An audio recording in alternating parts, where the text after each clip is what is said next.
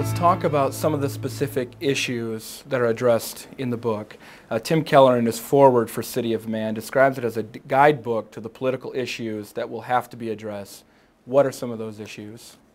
Well, we hope it's a guidebook to not just political issues, but to a way of thinking about politics. We've had in the among religious conservatives for 30 years a largely defensive movement. So there's a Supreme Court decision, or there's some perceived aggression from the culture, and Christians have often reacted to those things, which is understandable.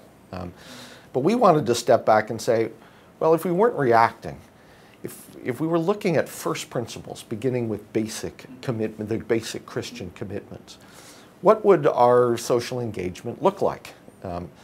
And we, analyzed that in several different areas, related to order, to prosperity, to justice, and other themes, and try to begin to draw the principles of a Christian worldview as it relates to political engagement. Now that has to be done in every time, because times change, issues change.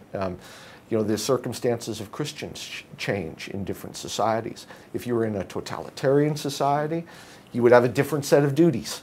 In a representative democracy, there is a duty of participation, and we want to analyze that from a broad perspective, and then begin to raise a series of issues, not a 10-point plan for the next stage, but really what are the categories that Christians should be thinking about when it comes to their political engagement.